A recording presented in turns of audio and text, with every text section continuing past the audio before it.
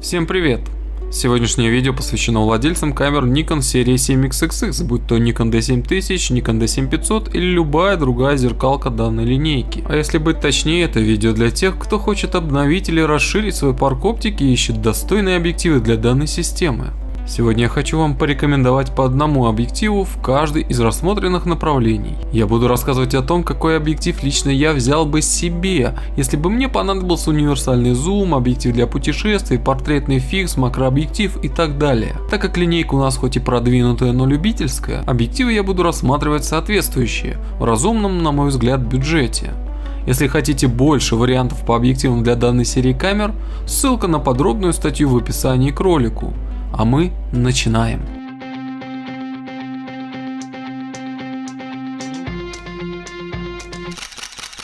Универсальный зум. Многие покупают фотоаппараты линейки D7000 в составе китового комплекта.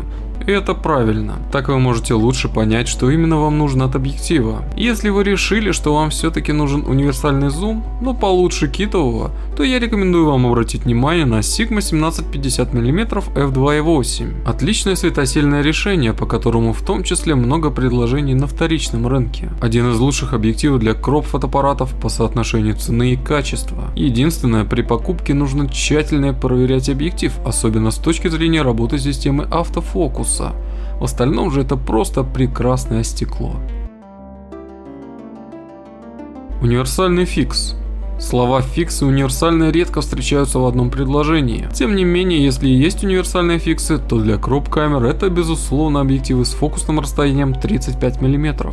И из таких стекол я бы категорически рекомендовал обратить внимание на Nikon 35 мм f1.8G. Не очень дорогой, но очень приятный по картинке и самое главное родной объектив компании Nikon. Светосила f1.8, компактный размер и небольшой вес. Этим объективом можно снимать практически все, в разумных пределах, конечно. Макро он не снимает, и на сафари для фотоохоты на львов его лучше не брать. А так просто отличное решение для Nikon D7000 и других аппаратов линейки.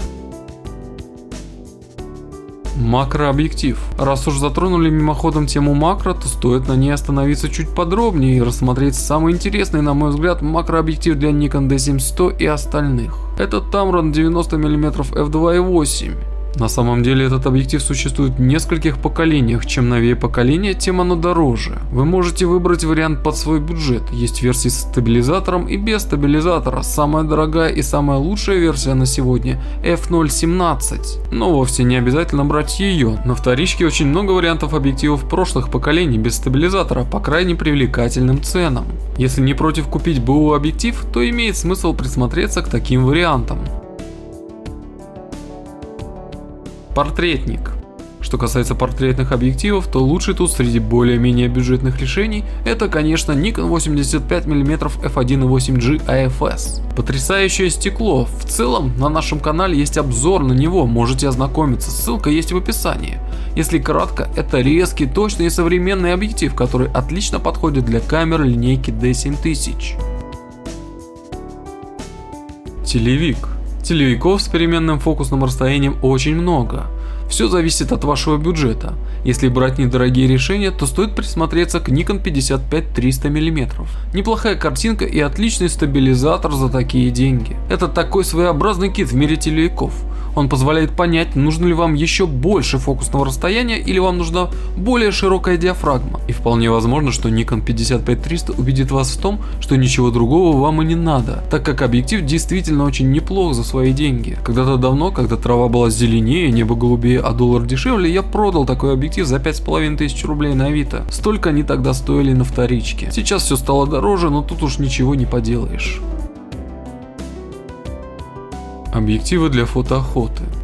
Объективы для фотоохоты это тоже телевики. В целом можно воспользоваться вариантом выше и осваивать фотоохоту с помощью недорогого 55-300 мм. Но конечно для фотоохоты обычно нужны фокусные побольше. А все что больше, оно значительно дороже. И если мы осознали и смирились с неизбежной тратой средств, то лучшим вариантом будет Sigma 150-600 Contemporary. Есть варианты немного дешевле, есть варианты дороже, но так как мы договорились о выборе одного стекла, то я бы остановился на этом. Другие варианты можно посмотреть в статье на моем сайте, ссылка в описании. Объективы для путешествий. Самым-самым универсальным объективом должен быть объектив для путешествий, потому что таскать с собой рюкзак с 2, 3, 5 стеклами как-то совсем не хочется, когда ты лезешь на какую-нибудь гору или отправляешься на прогулку по узким европейским улочкам. Если говорить об одном универсальном решении, то лично я бы взял Nikon 18300 f3.5 6.3G. Обратите внимание на светосилу, так как существует две версии данного объектива. Версия, которую мы рассматриваем, новее и гораздо легче, чем предыдущая. Стоит рассмотреть к покупке именно ее. К сожалению, чем универсальное стекло, тем оно дороже. А тут у нас еще и родное решение от Nikon, что также увеличивает стоимость. Сверхширик. Сверхширокоугольные объективы — это объективы с фокусным расстоянием меньше 16 мм, если мы говорим о кроп-камерах. Они позволяют получать по-настоящему захватывающие панорамные кадры.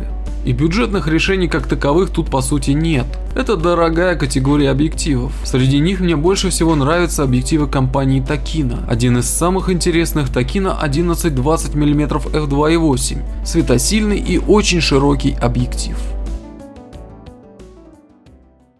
Пожалуй, это все категории, которым я хотел уделить внимание. Я намеренно не называл цены, потому что они слишком быстро меняются. Многие посмотрят это видео гораздо позднее, чем оно будет опубликовано, и мне не хотелось бы вводить кого-то в заблуждение. В итоге сегодня я постарался рассказать о тех объективах, которые я бы взял себе для камеры 7000 линейки Nikon. Если у вас есть вопросы по выбору объектива для данной серии камер, задавайте их в комментариях. Я или зрители моего канала попробуем вам помочь по мере сил. Если вам нравится это видео и вы хотите, чтобы я сделал обзоры других объективов для других камер и других брендов, ставьте жирный лайк под видео и подписывайтесь на канал. Всем хороших кадров, делайте правильный выбор.